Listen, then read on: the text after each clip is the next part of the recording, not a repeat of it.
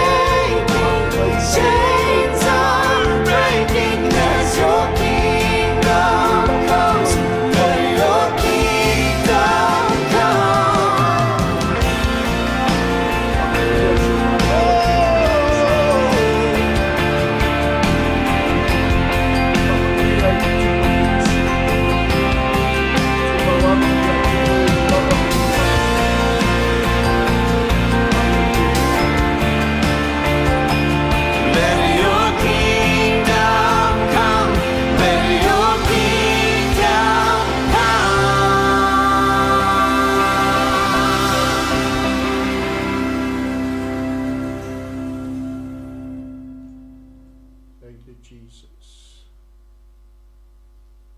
Yo itama. Ya, yele tu ni vai ngole fiafi to yo folofa ma fatalo fatu sa mole tu pele. Ya ma se foi yo le ainga le tua. Ya iso staff on ni kelope. Ya lava se no fuanga lo e maua mai ai le fawa wina le au nanga tato TV Cristiano.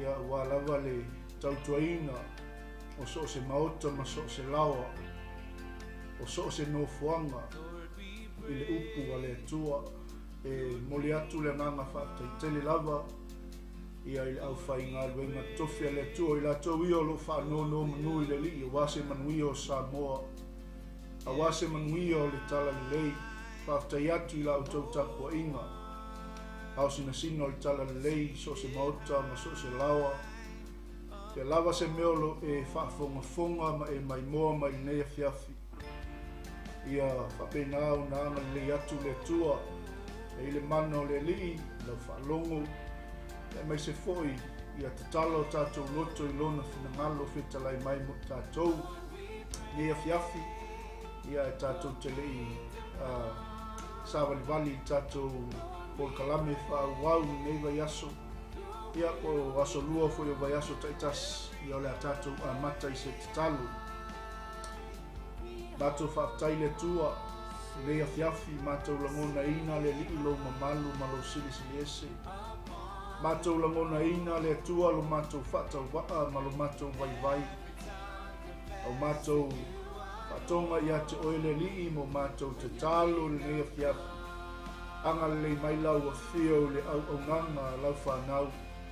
Mai se le li o so o se au nganga, o so o se TV le ie ma so se le tio ma so se au nanga le ie o tau tua mo oe malofu na ngalo ia nga leila o fio i lau au whai ngā luenga tofi tamanga leisio mato watu no pele o Samoa ia i le tua lau whau unga i mea umalava e soso ani ina le lii o mato loto na ia tō whatu moana ina le lii lau upu feta lai mo i matou awale neiva yaso whamana tuina le li o puapua ngāro mātou li i whaola.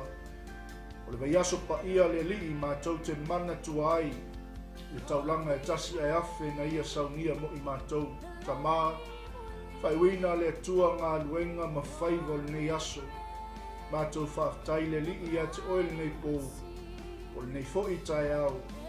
Ono lo mana whaiva venga le li e lewa Matou toi whenua so matou watu nuu le li e maise le ainga o le tua. Ta maa whaaftai le li o uwa venga a wala i lau whaamalo longa. Whai ei le li o na whaua wina le tua o matou whaiva. O le tala le lei. Whamanuia le tua. E lo wanga leita mai lungo le ea.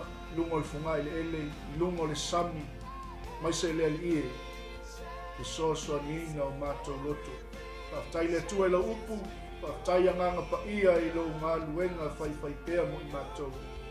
Tuma watu ia te oe lo lava vi inga, nei maso umai o i whaavau lava. Amene, amene. Ia e toi, o le atu le whaamalo, ia i le ainga o le tua, i le tino ke riso, i so o se waipanoa nei ke lope manila langi o tātou lo tau nopi ai ai, mai se foi o nei foi tua ke lope o lo mātou ngā lue tuai, o le ainga o le tua, ia whaaftai tele, whaamalo foi le ngā lue, whaamalo le whaatoto i ngā luenga le li, sunga i whaafia ngainga o le awhai ngā luenga, o au ngā le tua, sunga i visionare, whaimalia, feta o au, leo mā moe, whaamalo, whai o le whaiva.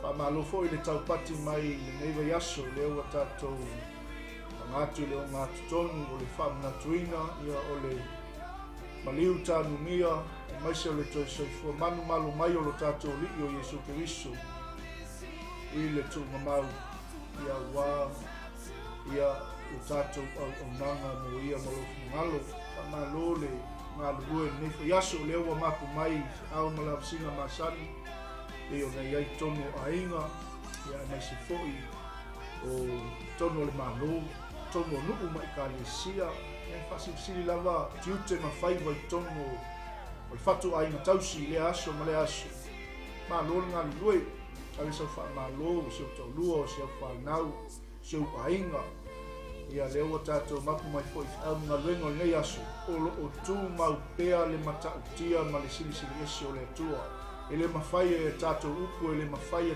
ele ngana ona faa matala talaina lona sili ese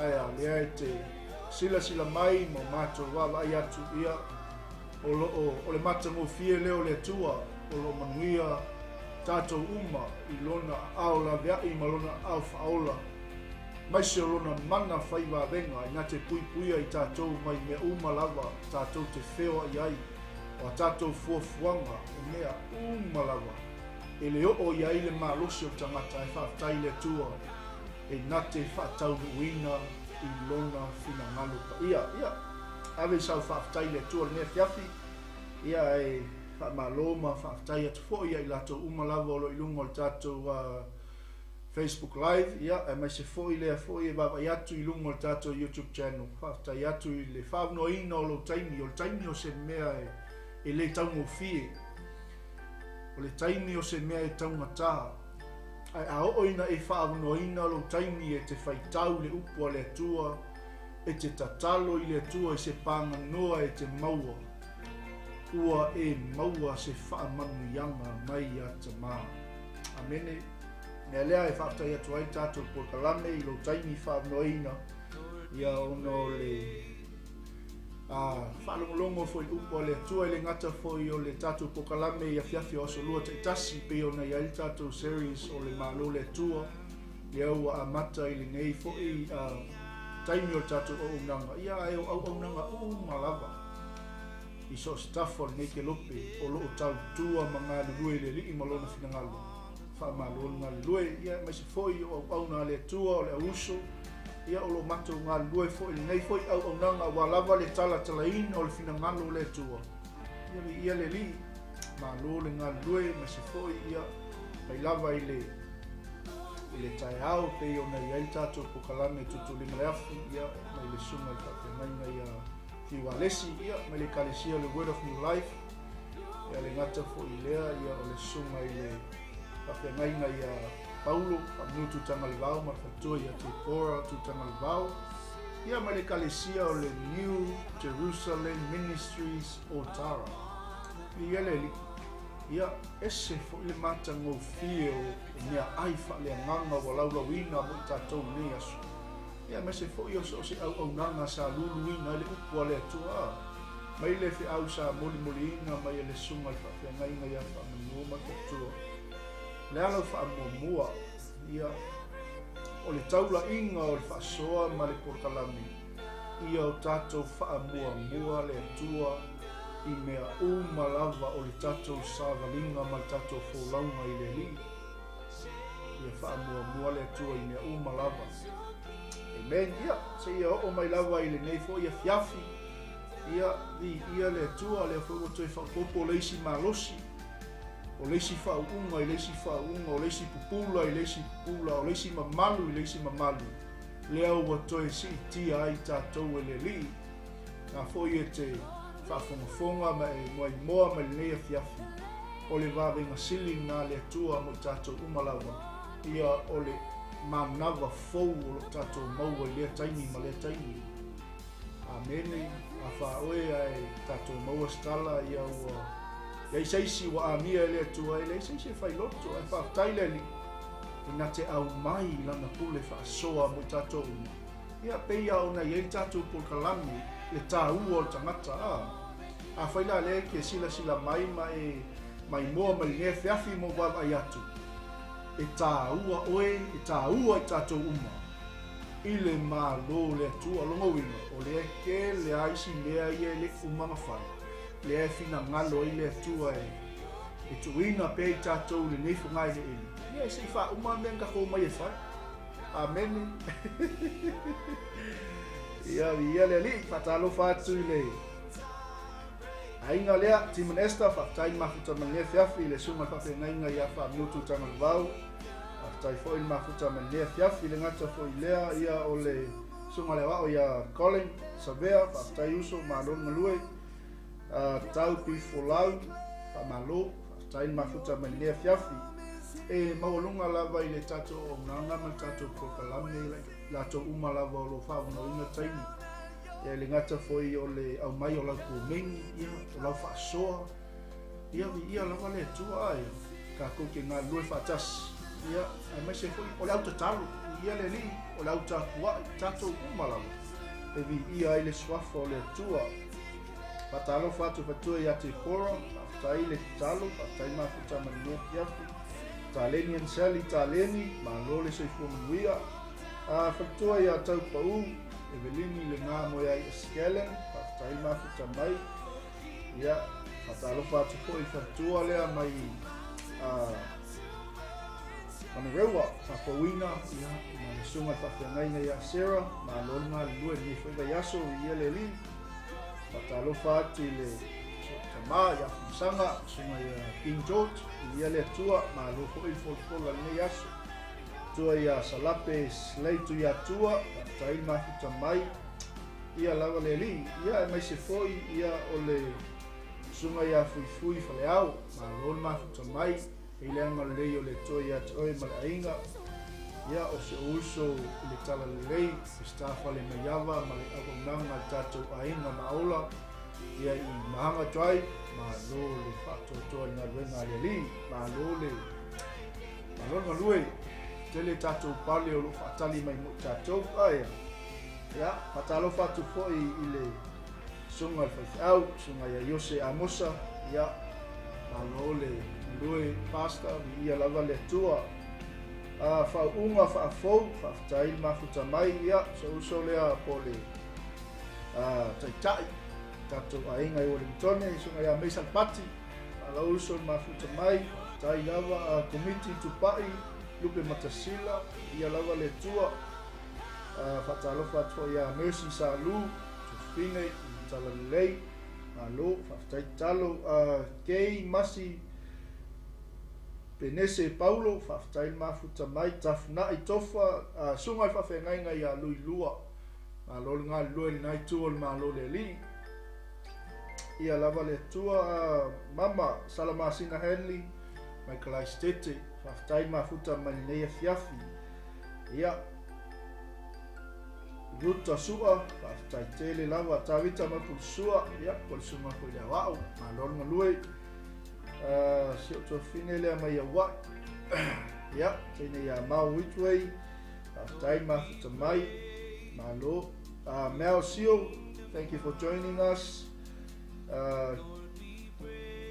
Sam Salivao, tai mafuta maia, malkako risi walilo atuai la tau iwa ai ngefia.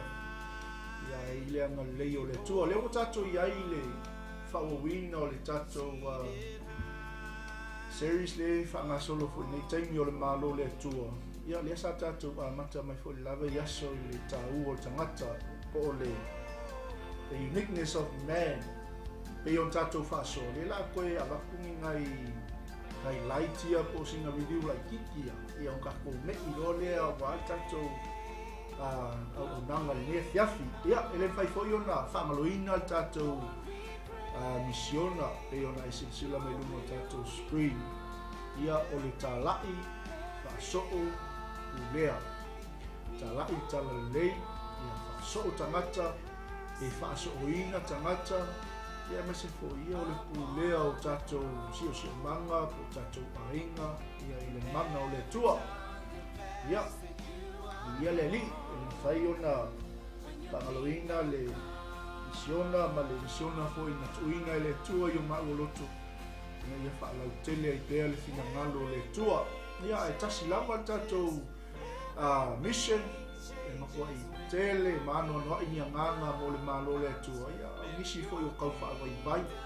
nisi fo yo kau teva ia e a nga I tato o nanga e fa mai le o mea ia fa pena lava I tato ia lau tato ia ile fa wo wino tato ko kalami pe ona tato fa so ina ia mafai ona tato malama I le afuanga o le pongai o le mafuaaga o le faamuamua ae maise o le faataunuuina o le tuuina mai e le atua o i tatou i le milalolagi ia le alii makakou mai le nei lalolagi e iai lo tatou mafuaaga o le tāua ia o i tatou me foi la lea e afai o maua lalo le vaaia tagata ia te oe afai o maua lalo le vaaia le lalolagi ia te oe a ese le tāua o oe i le silasila mai a le atua ia le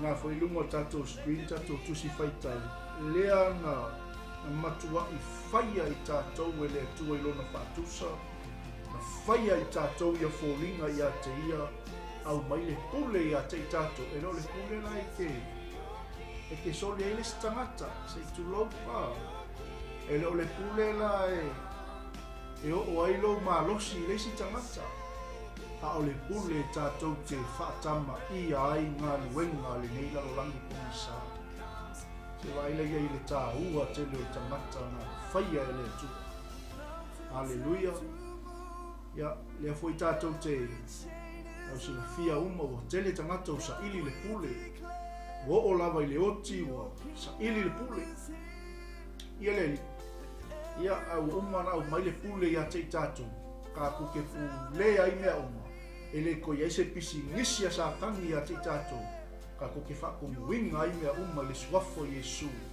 pe ona faamaitusi agaluega gamataupu e fa o le suafa e silisili suafa uma lava ia le atua lea lava uma na faia i tatou o le faatusa e foliga i le atua au mai ma le pule iā te i tatou.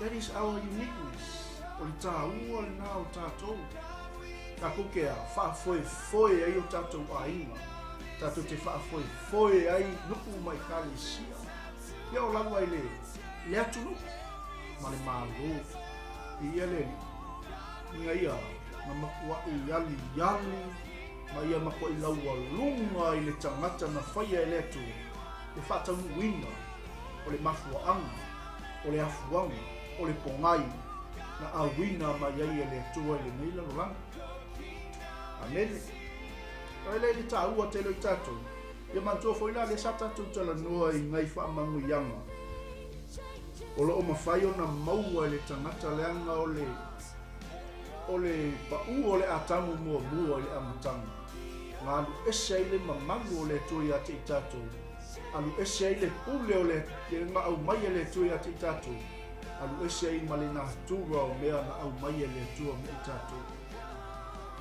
ia le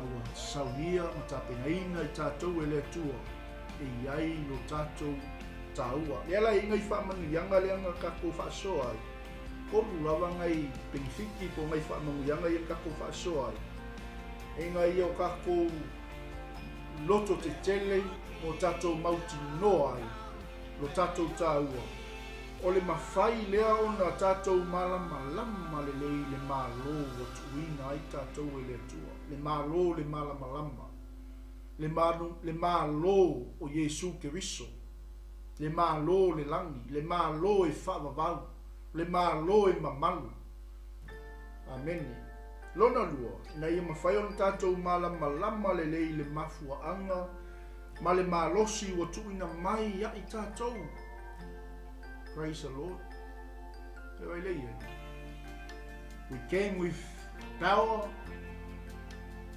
we came with strength inga ia kakou fa'akamaia galuega le lalolagi pusa lontonu na ia o tatou iloa lelei lea e tatou fa'amuamua o le fa'amuamua a le atua i tagata ke loe afai ua makuaʻi maualuga i tatou i le va'aia le silasila mai a le atua o i lai tatou la tatou le fa'amuamuaina ai le atua ma lona malo le atua ma lona finagalu so se kaini kakou ke fa'afoga ai mo tatou fa'alogo ai i le tusipaia o lo'o talanoa mai i le finagalu o le atua o lo'o talanoa i le mālō o le atua A tātou whaalau te leina le whina ngalo le tua, o lo tātou whaalau te leina le mālo le tua. Ai sea, le anga o le concept lea ma le idea lea nga whaia le tua. Inga ia koe wheso o tai mai ai le tangata. Alleluia. Inga ua alu ese le pule, alu ese le mamalu, alu ese le ngā tura na whaia i tātou e leli. Saunia loe le tua, le mawhau o le aikia lea wha le malu. Inga ia koe wheso o kai mai tangata. Nau tua foi la mtanga sa mako i wawala lata le tua malang tangata sa whai. Ai inga ua pa le ulu wa i tangata. Malanga lo le tua i lona nufo ali. Ua ba i tātou ma le tua. I le mata upo le amsawa. Lea la ua, haftai leli. No one else ma ia saunia. Lea i lava se isi tangata na ia toe tapena inga ma ia saunia.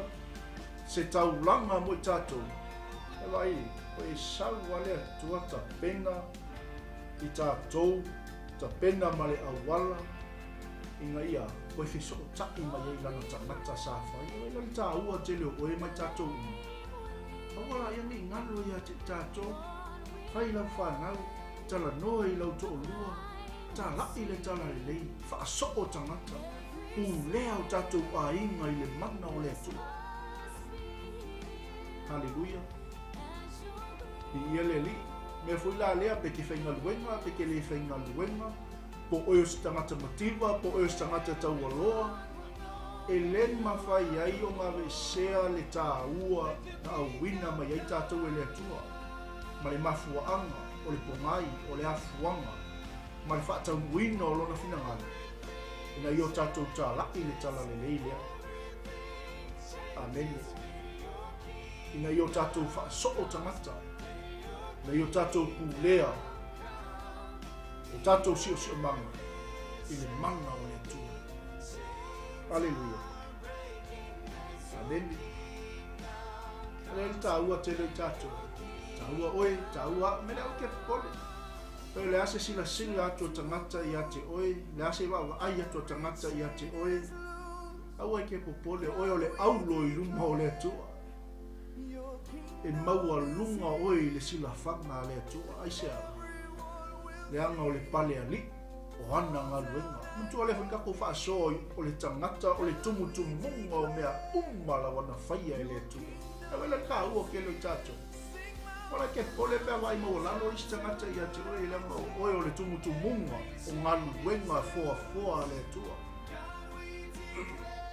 Praise God. Ia le li. Ia lau tātou iai le whaua wina o tātou o kalame newa iasu. Haftai le li. Ona o le matau tia ma lona sili ese. Le sa kako whaasoa. Le matau tia le o le atua. Le ua wha mea lo whaina i tātou i se mawhau e sili aku o ngā makua i le malama i sa taki ngā ruenga. Ma le larolangi pongi sa. O ke le malama i fo i le lea ngai lo mawhau. Te wai le matau tia o le atua. E le au mai au mai fo i le atua i nei au nanga se ato atoa. E le o avea au mai fo i le atua i seisi au nanga se ato atoa. Ai whaasoa mai a le atua i le au nanga ma le au nanga. I le tangata ma le tangata. Landa ngā luenga ia ngā lue whaatasi le tino ke nisu. A wale whaalau te le ina o le whina ngālu le atua. Halleluja. Praise the Lord. Kai lai TAUA te leo tangata. I TAUA te leo tātou. Ia iei fwoi sisi mau e piko sili o ngā makua i te whatu lau loto le kako kusi le kapike a maka ia. Ke nese mua muwhe koe losu mo le ono. Ai o whaia le atua tangata. Na whaia i lona whaatusa. Ia fōlinga i a te ia. Au mai e le atua le pule i a te tātou. Halleluja. Amen. Nei lava sa vali ma nei fe au ina ia mawhai o na pou pēr nei au nanga. Ina ia mawhai o na whaau wawina pēr. leanga o le savali o le feau na laualunga i le finagalo o le tatou alii faaola se ia oo ai lona maliu tanumia ma lona toitū soifua manu malo mai le gutu o le tuugamau complete lo ma le mission ma sau ai le alii faaola. Haleluia. Sau ea sau ina ia toe faatoa i tatou. Amene. Sau ina ia kakou koe maua le mamalu lea na le iloa i le amatanga. Sau ina ia tatou toe maua le pule lea sa ngahoi e sa kangi le amakanga. Sau ina ia koe maua le na tura o le atua na whaia i tatou. Amene. E fai tatou te iai le vai asu pa ia. O le vai aso le whaamna tuina o puapua ngalo tatou li i whaola. Kai keilo. Ka kuke whaamanga kua i aso umba. E ringa o le vai aso le ngei. Amene. I ia le ali. A whai e te langona, ma ulangona, ma whatianga le li i whaola. Nga ia ku ua ilonga ma malu le langi. Na ia tu ua ailo na i tuatua i le langi. Na ia le manatu ai o se mea whaoa lo na i tuatua. Ai sau ai se au wala e sili o na maua lang. Ina ia mawhai o na whae ina oe. Mawhai o na toi a watu oe i le tūlanga i fina ngalo i le atua. Le anga e tā ua oe i le sila whanga le li. E tā ua i le atua le pale li i o ana ngā luenga sa whai o le tangata o le tumutumunga o ngā luenga fua le atua. Foi o oe mau, pau ale o le mea ngā palapala i a ao le li. Ai whawhia lang kako wha mga kua le vai aso i kasi. Ia vi ia le atua, whawhtai le atua, whawhtai a Yesu. Pei au tatou whaasoa, o le tusi lea, o le fina ngalo pa ia o le atua. Ia le li. It's all about the king and his kingdom and his royal family. La vai le. La veai oe, la veai au mai tatou uma lava. Tatou o whanau a le atua, oe mau mai tatou uma o ata lii ma whawhingi o le atua. E tā ua oe i lumo o le sila whanga le li. Mea leo koe pole. Ke pole i tala tangata e whai atu i ate oe. Ke po pole i le wa ai maua lalo a tangata i ate oe. Amene. E ha olo ke me ke i loa ai. Ma e loko kele ai. Ma e makua i ngoto i lo loto. Ma e loa lo tāua. Ke li se men whain koe i lo kā oe. E le koe lo kā oe i lo kuanga. E le koe lo kā oe ni kala mangi mea o lo whapenga o ngā whaawai vai ai tātou sa walinga. Haleluia. Ia lele. Ese le tāua. Peilanka ko whaasoa fu le lava i asu. Tangata uma lava i lungo le nifo ngai le ele. Olo lato sa i lia le mālo le atua. Po le alawa, le talitonunga. Po le alawa, le kalesia.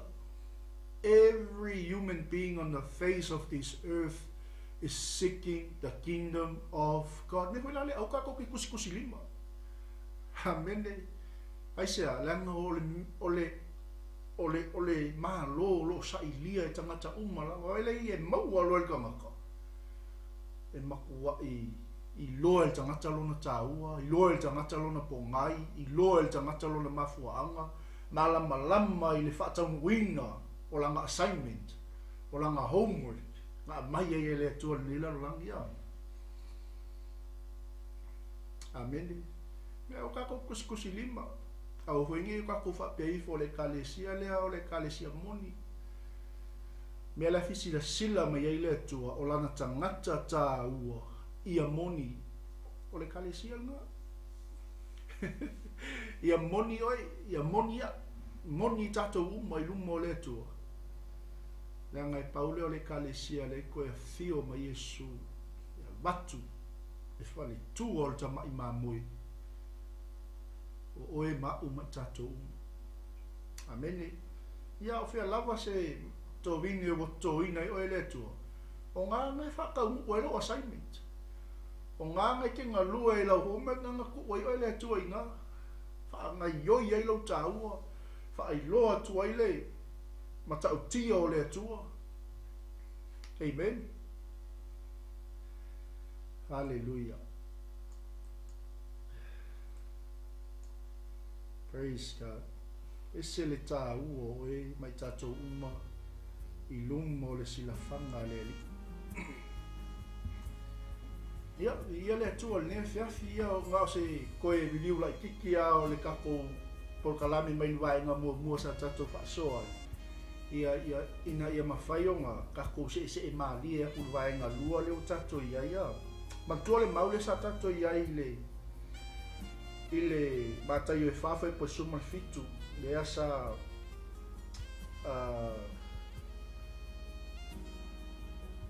alanga ina Yesu pole un wai malele lava leo Yesu ilana malanga fa misiona talu mai aina fuo no tala yatu Yesu fa peatu ina sala mo ia o tou awawa lata mai le malo le langi.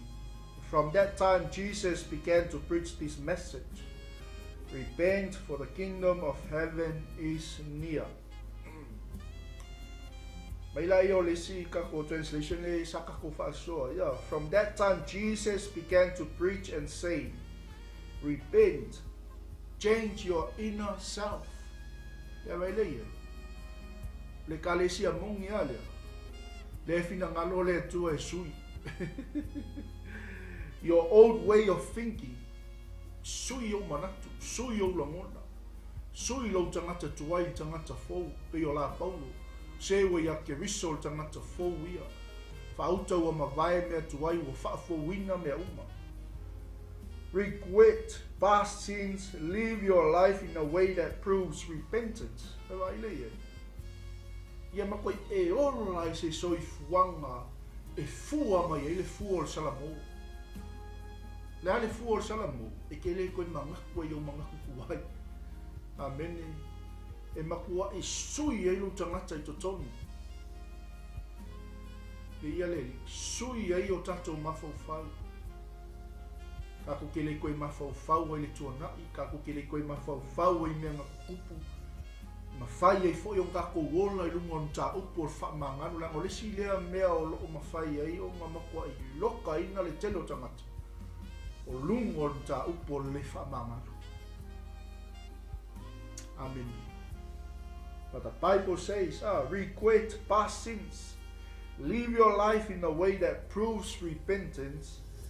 Seek God's purpose for your life. Ele ngata ina ia e ola i soifuanga i fua mai ai le fua o salamu. Ai e whapenao na e sa ili i lou pongai, i lou afuanga, i lou mafuaanga, i lou olanga. Vai ma ngai o ngai translation sa mai mutato. For the kingdom of heaven is at hand. Vai le fe mai le translation le lunga bai. For the kingdom of heaven is near. Fe mai le Amplified Bible. For the kingdom of heaven is at hand. O le malo lai wala kalaka mai o le malo le to tonu ia te oe pe o le kene ke fa fio ai le tupo le malo i lo loto malo fina ngalu. Wa yaki oe le malo. Wa ola i le malo, lango le malo fa le ngaka. A faila o ngai kausa ili se fai ngā malo e ke fai malo. Malo le tua. O le malo e mama, o le malo e mamang. O le malo e sili ese. Ia muia oi. A mia au mai tato uma. Ke longa le malo lea. E le ingi mea palapala o fai ai. E le ingi polo kiki o fai ai. Amen. Le malo le tua. Kako fai malo ai. I ke le vai maua lalo i le se uso ke visiana. Ma fai e onga. O na tato ta la i le tala le lei. Fa so o tangata pu lea o tato wa inga mo tato si o manga. I le mana o le tua. Aleluia. Kako ke a fa lea o ngā ina ai. ngaluenga ale le langi pongi sa le kau nang le kau wa le le hallelujah ia le mai la ia. Seek God's purpose for your life, for the kingdom of heaven is at hand. Ele ngakalai ka kau ka ko wola se soifuanga e fua mai le fua salamu. Ai ki ngalui e ke sa ili. Tole alo po ngai o lo fa moi moi o lo mafua anga. La ngai a penka ko faso e le kingi le fa kali mai mo kako. Kako kele kam mo e fua. Amen. Ngai sa walinga man ngai fo lo nga kako ke yai o lo yai se kingi o se kaula. O fa pe nga o kako fa moi moi ya. Ngai ia kingi o ma kako ka moi. Au ngai kingi le si vai nga ele kingi le si vai. Praise the Lord. Fai lau whanau kako ia tatou tini umai le malo le tua. Ia tatou tini umai le ola e whaulau. Ai kei lole ki e kingi whakasele a inga, kingi whakasele kalesia, kingi whakasele a inga o le tua. O le ngalu hue whatas. Ia le tua. Mai la ia, sa ili lo wha moi moi, sa ili lo mafua anga, o lo pongai, o le afuanga na whaia i tātou e lene. Inga ia o kako unu whale i le mālo le tua. Amen. Ia, le e kako maua, lau sila fia umai tātou wa, matai o ono tolu sumatolu, ai au tau mua sa ili le mālo le tua malanami o tonu. O na whao pōpoi nā tu leo ia mea umai ate o tau. But seek first the kingdom of God and his righteousness, and all these things shall be added to you. Hallelujah. O le mativa ma le mauoa e le sila ma ile atua o oio stangata mativa. E le sila ma ile atua o oio stangata mauoa. Sila ma ile atua o oio le tangata TAUA. Amen. A whailanga la unga Yesu le malo, ma o le malo. O se makua i whaamua le fina ngalo fina ngalo Yesu ke visu. Ngā o ai le sa tauro o la unga le malo. Ngā o ai le sa tauro sasa pa tu la ino le ma mai kele au le leio fe au e o le pa Yesu le ata le o le pa o tangata toi tu Yesu le ata le o le toi tu la i o tato. Amen. Le angol savalinga mal tato fo la unga e kako kele se lau pasenga i pea. Amen. Pe on kako fa soa i le tai me afe to le onga i lo fali e le tai me afe ai lo mota ma lo laua e le fa noa ea e ke fai malo lo le malo le se ke o langa le malo e le o mea ai o mea inu a le malo le oli le anganga pa ia o le tu. Amen. O le malo la le tua o le onga to tonu au tu le o le sa vali le li o Yesu ke visu malana misiona ma o le sa vali mal fe au fo ile tauna la ngona ile lalangi malava. Ona o tangata o laulangi o sa ili le malo le atua. Praise the Lord. Kako walo lofa le au musalemi, kako walo lofa le au pura ma le au alapi. Ba kako loku ia fo ngai ia kako loku e matu aku loku a kamala i o i kako loku. Ya wala kako ke kusilima ila ngai sea. It's all in the will of God. They are all seeking the kingdom of God. Amen. Awala kusia o kako lima whaftai le tua kako malama i lana upu o le mandate leo le malo le tua le constitution leo le malo le tua ai fia malama lai fai ngā malo le wa e filifili ke fai malo lea. Amen.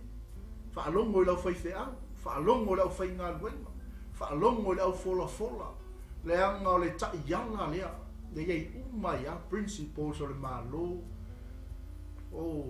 ese le lei o le atua fai fale lei lau mandate mai whaleila o constitution. Amen, e se au.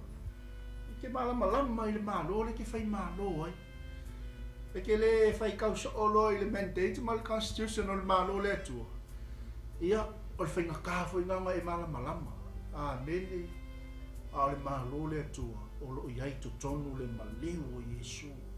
O lo iai to tonu le tanu ni o Yesu. O lo iai to tonu le toi tu o Yesu. O lo iai to tonu le sa vali o le alofa tu noa. O lo iai to tonu le wha malo longa le atua. Amen. Praise the Lord. Ni keu wha pia ka ko le sa vali o le malo le atua is just a message itself. Ia pe o ka ko wha soa. O le malo le atua ke whakusa e kaikai o se vai keli. Amen. Me foi le aka ko kakala. Le whaolatanga Yesu. Preach the kingdom. Amen. A olanga whaau whale le malo le. E talia e tātou Yesu e whai maliki ma whaola i o tātou olanga. Amen. Praise the Lord. Waka ko aku ngea Yesu. E whai mai fo lau musalemi e ma lau waenga. Ma lisi au waenga me ei fo ele mako Yesu. Ei fo ele mako perfecta. Na mea Yesu ina sala mo ia o tou a wawa lata mai le malo le tu. So first, we preach the kingdom. O kongulai i o le kako kala inga o le malo le tu.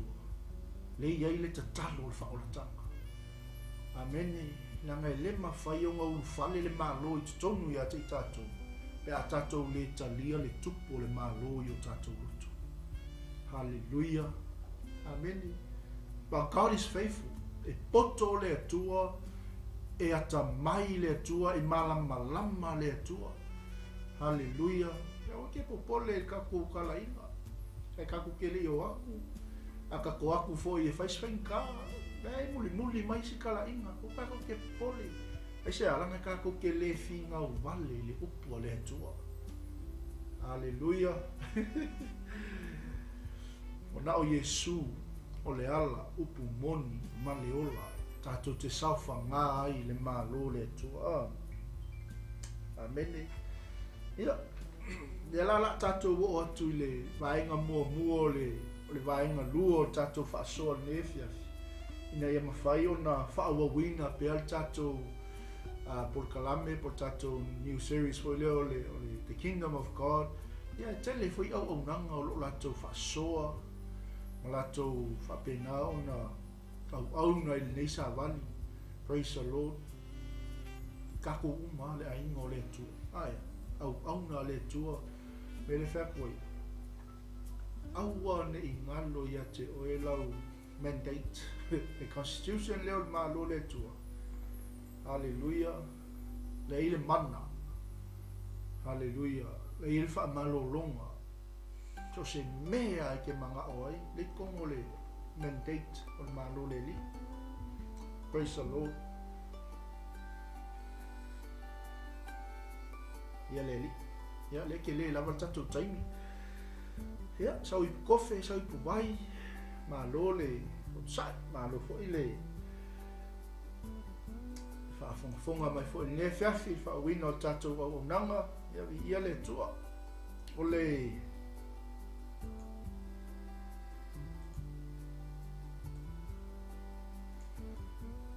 ke nese long tau mua o lon whai upu e tase tau le tolu. O ila lila kako se e lo i le vaenga mua o le tatou part 2 po le vaenga lua o le tatou new series leo le mano le atua. Ia le kako ke iai le ke nese tau mua whai mua ngata tolu. Na whaia e le atua le langi ma le lalolangi le amatanga. Saso ona nunumi le lalolangi ma ua ngao. Sa fitia fo'i le moana i le pōliuli. Na whengao ia i fo'i le anganga o le atua i whangatai o whetalai mai le atua ia malamalama o na malamalama ai lea. In the beginning God created the heavens and the earth. The earth was without form and void, and darkness was on the face of the deep, and the Spirit of God was hovering over the face of the waters. Then God said, let there be light, and there was light. Ole vaenga mua la ole vaenga lona lua o tatou new series le ole malo le tua. Ole mafau po ole manatu fa le malo. Bureta ole kingdom concepts and ideas. Mantole saka ko fa so. O inga koe ka penga o le method po le awala lea nga koe ka penga e lea tua. Inga ia mawhai e ona tue whiso tai mai I langa tangata. Hallelujah. Amen. So na filifilia la e lea tua. Mafuafuaina mea uma le amatanga. I manatu po mafaufaunga whan malo e whaafso tai mai ai. Ana fuafuanga malona finangalo I le tangata. Ai mai se o lona soʻotanga I le lau ele. Matua o le tua o le nganga. Aleluia. Lea laua wa sila mai le tua o whaale kongu ka kou, whaale tonu a tamu a. Wa ese le mamalu o le tua na whaofuina I tangata. Wa ese le pule. Wa ese le natura whaale tua. Me vai le aikia, le awala. O le concept whaongae le atua. Leanga o le atua ui o le nganga. God is a spirit, is not a man. E lo se tangata le atua. Ka penga lo le atua le awala le. Inga I mawhai I onga. Koe whiso o kai mai lana tangata sa whai. Mai la ia, na whaia e le atua le langi male lalo langi I le amatama. Sa so ona nunumi le lalo langi maua ngao.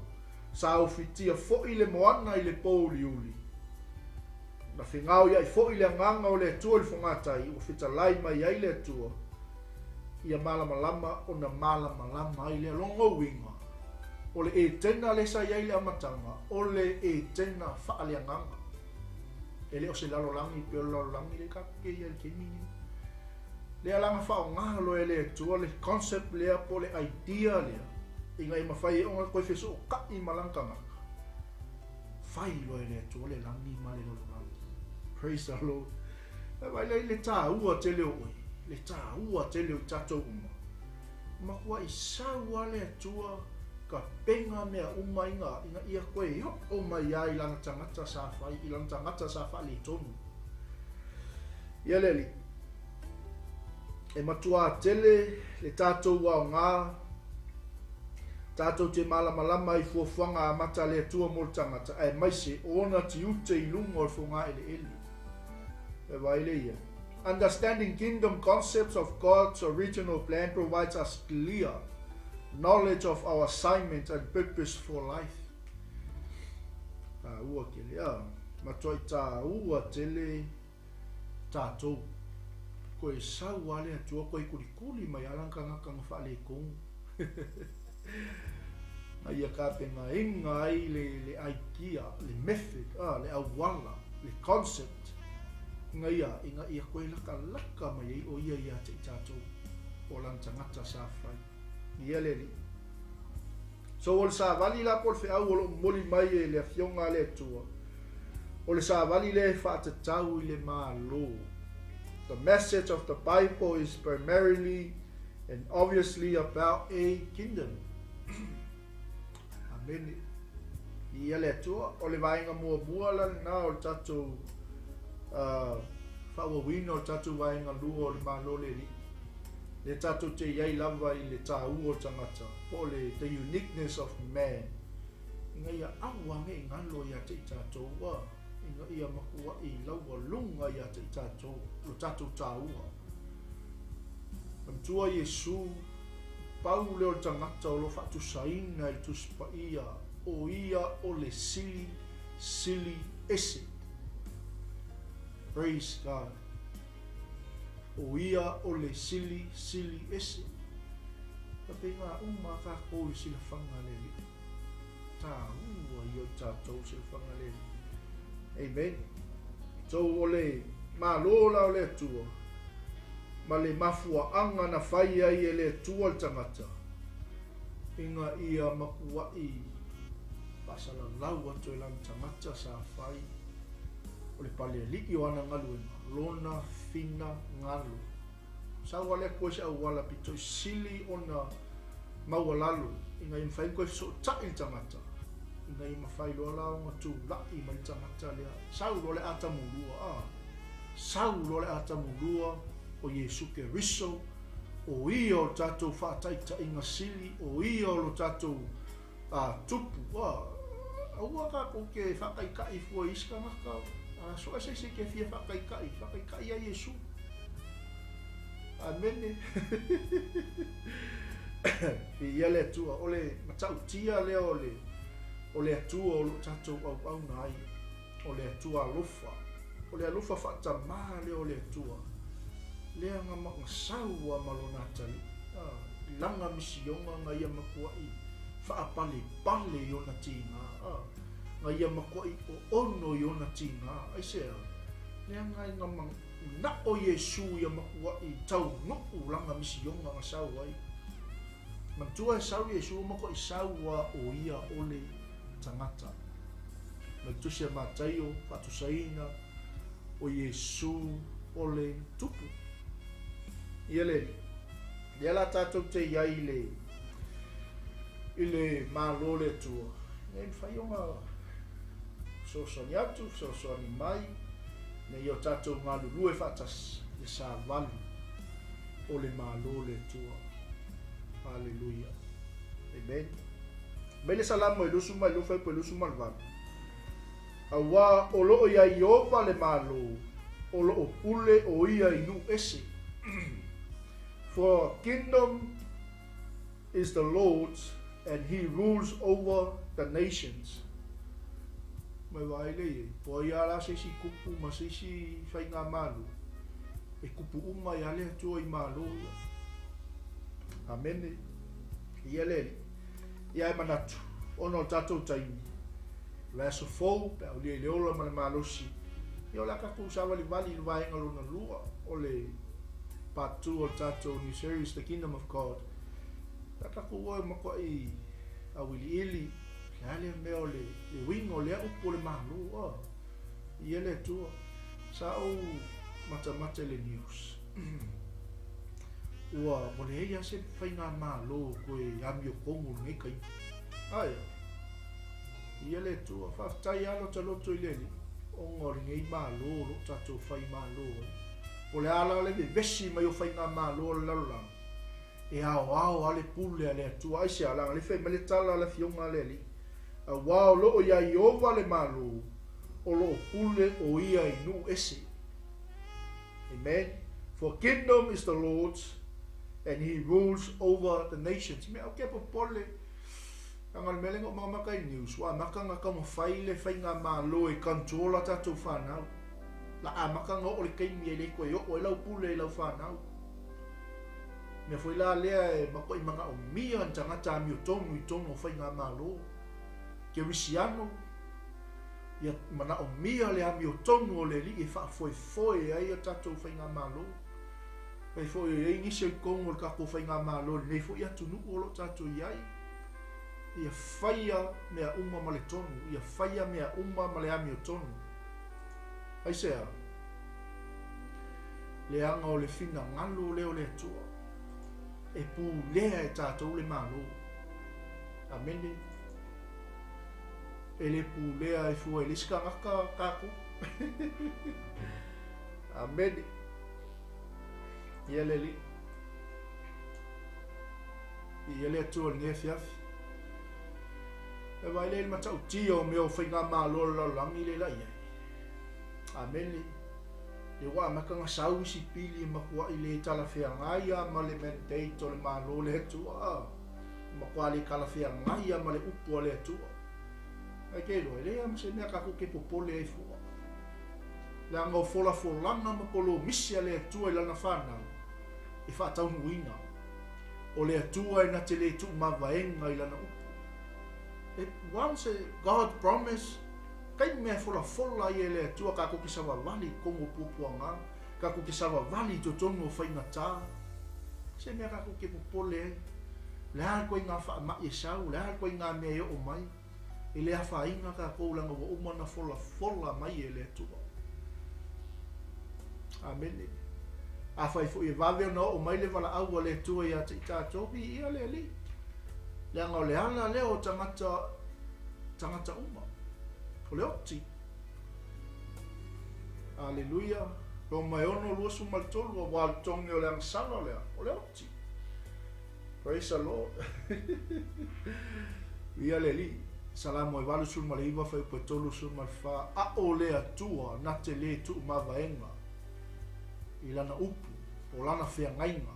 O le upu e pa mai lona lau ngutu. Mai le matau tia o whainga maa lola lola. Me la lea tātou mata ala mata talu. Be alert, because there will be a time e controla e whainga maa lola lola kakou ainga, kakou whanau. Ele koe pule ia o ila whanau. Ele toi pule o ila whanau. E ile kei miole a maa losi atu le ia tau o tamai titi lon tamama lon tina. Aia, o le tāua o tātou na whaia e le tua. There is power in prayer. Amen. There is power in the name of Jesus. There is power in the name of the King. Who is the King? Jesus Christ. Amen. Po ala me o le malopung sai ka mwhai whaleanga ia le ngei lau ele wa o mai ele atua kako ke pūlea. There is power in the name of Jesus. E foi le aua le kuua. Ia mako i o kako whaatonga i le li. Tatu te talo i le atua whaleanga inga. Mea lava lo kau mawhai mai whainga malo nge e whaafoe e o tatu a inga. Praise the Lord. Amen. Ia le atua le ngefi afi. Ilo le ua matatou taimi. Ia mole atu le nganga whaafitai tele lava. I le ainga o le atua. Me se tatou lava. Au nge MCL verse 4. I le taimi masani. I le fiafi o le aso lua. A whaawawina i le tatou o nanga. O le malo le atua. Ia nei mawhai o na whesosoni ina i tatou uma. Ina i o tatou i loa lo tatou tāua.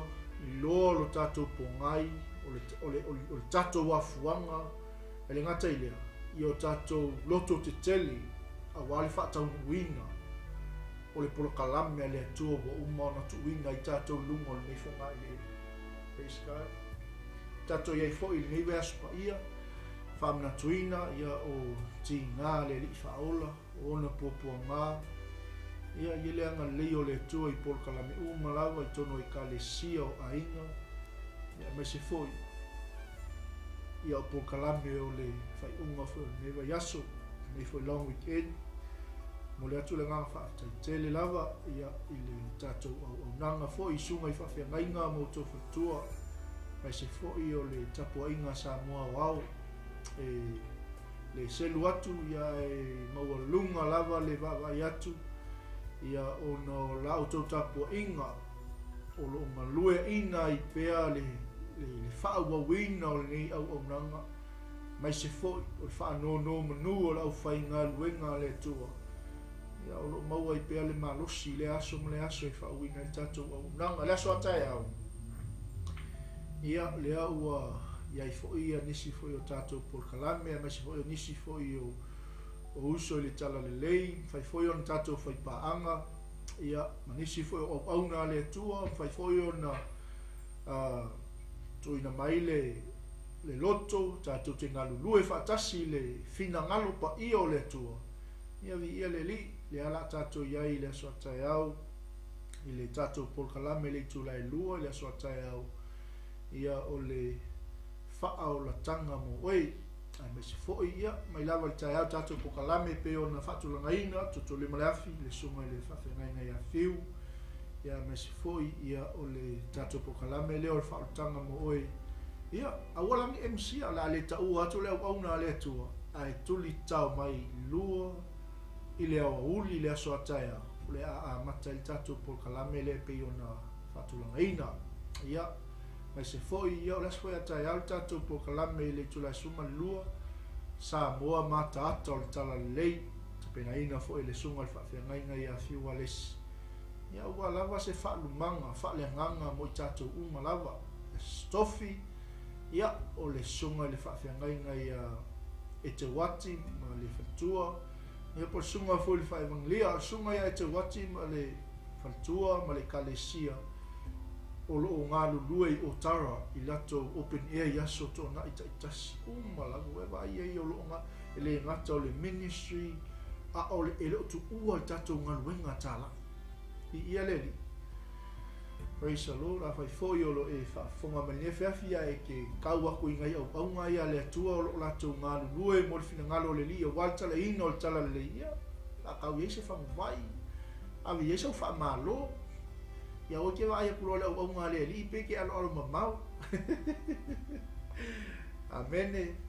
Ia mai se foi ia o le sunga o la fe ngai ngai a fa no tanga le vau ma le kalesia o la e foi le lato ngaluenga tala le stona i foi o tara.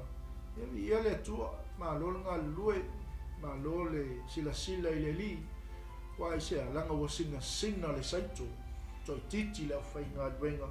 Ia, fai lai ke malamalama i lo tau, e malamalama i lo tangata. Na fai ai o ele atua, i lona whaatusa, i a fōlinga i a te ia, ma le pule o au mai a te tātou, ka ko wōro e whaasala lau atu, le tala le lei, o le mālo le atua. Halleluja, i ele li. Ia, o le tātou au nangana nge whiawhi e mo le atu le nganga whaafitai tele lava tātou ainga o lo ilunga o le tātou polkalame. Ia, e whaamālulu atu. Ia, ua whaisike leo lisi ua mamau aku ilunga. Nge ke ua misi aku seisio i kako. Ia ngā ngalo koe whaile lisi tangata lona tā ua aia. Ia le li, ai o tā ua oe lisi da sila le atua. Aua i ke popole tana tangata, aua i ke popole le wa aia tangata ia ke oi. Pole ako i ngā maua lalo e wawa ai mai tangata ia te oi. Ia e mauti noa ma e loto tele, e tā ua oi i le sila whanga le tua. Na whaia i tātou i le whaatusa o le tua, i e fōlinga i a te ia. Halleluja. Ia tātou o nangana nea whiawhi, whaafitai tele sa moa, lo watu no pele, le tino ke riso, ia le tua le nea whiawhi, whaafitai lau talo, tai foi, i le whaamnoino taimi, a inga o le tua, le whanau o le tua, ese le au le lei o le whanau o le tua, lo wau aia tua le nea whiawhi, sunga i whawhia ngainga, tātou umo au auna le tua, ia iai le anga le lei o le tua ia te oe malo a inga, ia e mea te o nei, ia maritina o lo mato lua atu nea whiawhi, ia muli atu malo whaanga, ia i le whaamanatuina foi o le, e leo whaamanatuina la le seta, a le whaamanatuina, puapua ngā o le li whaola, whaamanatuina, o le maliu tanu mia, toi tū soi fua manu malo mai o le tātou o li, mai e tātou wa masala, mo tātou solitu la fono, amene, mai o tātou whaale tonu umala, ia, koe whaawau ai tātou au nanga i le li, amene, mo le atu le nganga whaafitai tele lava, ta mai a whiu, ia o whaongaina fo i le soifua, o fuina atu i le li, ia wal tātou au nanga, mai se fo i tātou umalava, i o ngā lulue i whina ngalo le li, i so se au nanga, ia ngi ke ua laku se lisi ngalo ko se au nanga, ia o ngā whailea malapi o le tātou polkalame le whiawhi, o lo sila mai fofonga o le tua. Keep it up, keep the faith, keep going. Aua ngi o kako koe whaavai. We know our purpose, we know our uniqueness. Go for it. Aua ngi kako koe popole ai sisi mea. Amen. Ia le tua. Ia, tamanga le mai ne whiawhi. Whaafitai tele lava le tua ua e whitalai mo i mātou nei pō nā tia le lau mea whai ngā luenga le li ua na o se au auna whai le li o na la waa tuailo whina ngalo i au tangata pa ia. Whaafitai le tua mātou maua le li ie le ola ma le malosi mai a te oe ia ono lo alofa tu noa ta ma anga lila o fio wha wau watu lau wha malo longa i lau au whai ngā luenga. O le au tala vau, o atali'i mafafine o le atua se ia o'o lava le li'i na ia matou fanau ia iai le atua louaga lelei fa'amanuia ia Samoa o au fa'amanuia i le faiga mālō ma le kapeneta le ali'i mai se fo'i o lenei atunu'u ma so se faiga mālō lenei lalolagi tamā ia fai lava lou mālō le ali'i ma fa'ata'imuaga ma fa'ata'ita'iga o nei faiga mālō ina ia o matou fa'afoefoe ma le tonu fa'afoefoe e atunu'u ma le ami o tonu ai sea ina ia fiafia mai oe le atua ia te i matou tamā ma lei faiga malōloga le afiafi ma se fo'i fa'ata'otolia i tofaga lenei po nisi fo'i o i tulagi le ali'i o lo'o iai latou i vaveao o le taeao le auuli e iai le atua louaga lelei so o se fai valofi a'ao le ali'i tonu o maota malaoa nisi fo'i o lo'o feagai ma galuega le atua so o se faiva ae silisili ai le ali'i faiva folafola o le tala lelei ia iai le atua umanuia fa'amanuia ia i matou uma lava lenei afiafi fa'amagalo i matou tamā i le toto i Iesu le toto o lo'o iai le mana o lo'o iai le ola le toto i mamā fa'amagaloina ai o matou agasala tumau atu iā te oe lou lava vi'iga nei maso uma e o'o i le fa'avavau lava amene amene ia le atua lenei afiafi fa'afetai atu ia nisi o i latou o lo'o mafuta mai pea lenei afiafi le suga iā vai fa'afetai lava le mafuta mai suga fa'afeagai gai a fa'amanu fatua iā taupa'u sister Mao Ridgeway te leilopo le ale taimi leua iai outou ia wa'i ia fa'afetai lava le fa'aunoina o lou taimi may the Lord continue to bless you and the family na se fo'i o le ola ma le soifua au'auna i le ali'i ia fa'atamao aiga pea e le atua ia i manatu ma lagona e maiso le oa fa'aleagaga ia ua le tautuaina o le atua ma lona finagalo ia le ali'i suga i le foma'i suga fuataʻitaʻi ia temkorasi fa'afetai le mafuta ma lenei afiafi ia praise the Lord praise God fa'amanuia tele le atua ona Iesu amene amene amene Seated high upon the throne.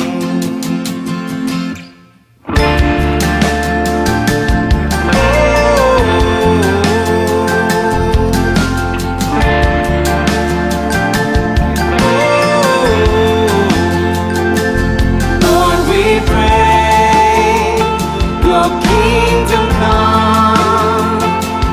Lord, we pray your will be done. Every eye behold the one seated high upon the throne.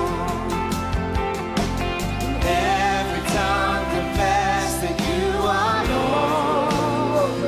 When your kingdom comes,